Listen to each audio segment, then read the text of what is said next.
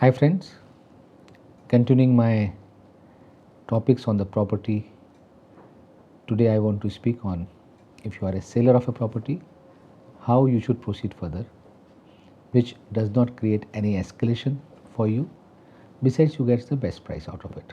And it should work smooth with the complete transaction as is. When you plan to sell a property, you have an objective in mind. Either you don't need that property or you want to buy another property by selling the property. Hence, that objective is very important because selling a property means a capital gain tax, and a capital gain tax should be avoided with either buying the another property which you have in mind or doing some tax planning in that part. Hence, once you have a clarity of object that why you are selling the property, it should be discussed with your tax consultant that you intend to sell the property, what is the price going in, what is the circle rate, at that circle rate and at your price which you bought it, what is the expected capital gains in case you don't buy the property, what is the tax liability which comes to, what is the market rate vis-a-vis circle rate, is the market rate higher than the circle rate, very nice, but if the market rate is lower than the circle rate, then what is the implication in the tax? All those things tax consultant will guide you before you proceed further for a sale transaction. Once you are clear in your mind with all the questions, most of the questions answered in your mind, then you hire a broker. The broker will find prospective buyers for your property. Those prospective buyers, you may have a choice to whom to sell, who meets a requirement of meeting or matching the price which you have in mind. In my view, matching the price is not the prime criteria. The criteria should be if you feel the buyer is genuine for self use, in which case your property transaction will go very smooth.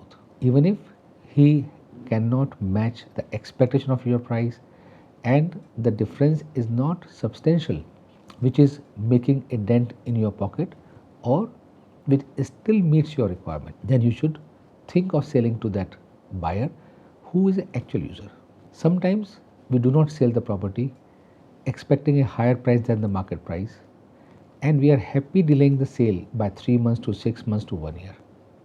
And after 1 year or 6 months, we get the price what we wanted, but we do not understand at that time, had the money been received 6 months or 1 year in advance, how much interest we have lost indirectly, which could be higher than the difference of the prices, which we never agreed before. Hence, as a financial person, I can suggest that you should not be rigid about the matching of the price always. What you should be understanding is it a decent price you're getting? Is it close to the market rate? Is the buyer is a genuine buyer? If all the things are positive, you should definitely think of selling your property.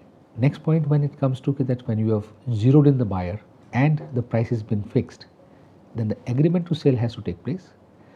Agreement to sell will specify how much time you are allowing the buyer to pay the balance amount, what is the payment schedule.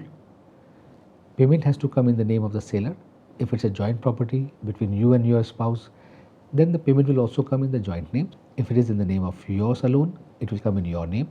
As per the tax deduction guidelines, buyer is expected to deduct tax as applicable, which you will get offset when you file your tax return and report this transaction of sale in the returns. You should be asking the buyer to deposit the TDS, that is tax withholding, and give you a copy of the challan, which is called the TDS challan, plus he will issue you a form 16B, which is a conclusive evidence that he has paid the challan, paid the returns to the tax department, and this amount of tax deduction will reflect in your tax withholding statement, which will provide you the tax credit. Normally, the agreement to sell specify 45 days time, 60 days time, 30 days time, depending on what is the negotiated period between the buyer and seller.